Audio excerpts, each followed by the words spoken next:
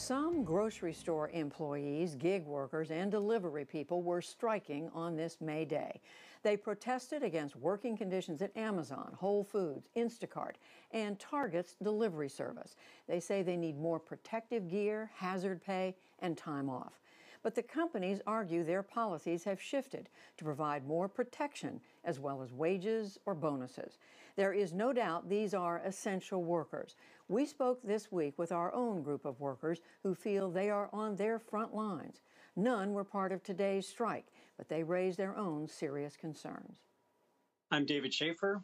I'm a retail manager at a grocery store chain in Columbus, Ohio. My name is Annette Brown. I live in Baltimore City. My job is to ensure the cleanliness and the sanitation of the hospital. My name is Andrew Bencomo. I am retired, but I am working part-time at a Lowe's Home Improvement here in Las Cruces. My name is Eric Colts, and I am a Detroit Department of Transportation equipment operator, so basically a bus driver. On an average day, I was told it might be more than 17 COVID patients coming in. We have to be on the front line. And for a lot of us, we feel like we have no choice but to be there. If you don't want to work, you could either, quit or just take time off without pay and don't know where any money is going to come from. You're taking a chance. The biggest thing that goes through my mind, in all honesty, is I just want to, the same way that I left home, I want to come back home. I feel completely stressed out. And with this whole situation, once it started, I've been working from the beginning of it to when it wasn't a pandemic to the point where it's full-blown pandemic now. So I haven't had an opportunity to get a mental break from it.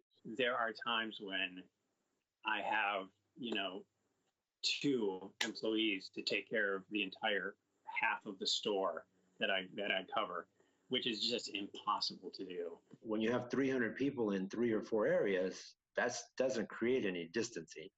So there's times where I will look down an aisle and there's 8 or 9 people in the aisle and I will not go in there. I look down the aisle and I stand outside or I just walk away.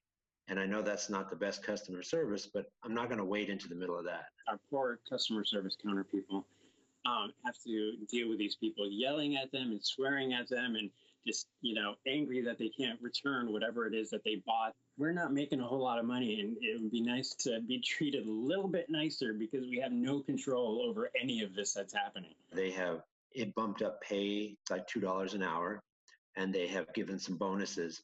And they did a lot of those things, but did not limit the traffic the way they needed to, I felt like. So it was almost like a Band-Aid. It was almost like, well, here's all the protective equipment, here's some extra money, but we're just going to keep allowing as many people to come in as we want, or we're going to allow this crowding to happen. If I get sick, this could be the last year I ever see. Who's going to take care of my kids? We need essential pay. Essential pay will not only help us with our bills, it will help us put food in the house, it will help us for transportation. It would just give us that financial security if something was to happen to us or one of our loved ones and we have to leave work to take care of them. If we can't do our job, the doctors, the nurses, or any other kinds of staff will not be able to do their job. Knowing that I'm helping people get what they need in a time when, it's kind of iffy, is there toilet paper, is there not toilet paper?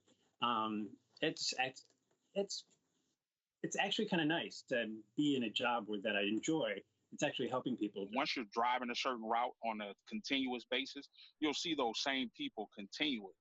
And once you see them continually, you become a family. So that's what still motivates me to actually come to work, is because I still want to be a part of that solution. And when we come out of this pandemic, I don't want to have that thought of, well, I gave up and ran and hid while this whole thing was going on. I want to be able to go through the fight and actually see what the other side is going to look like once we get through all of this.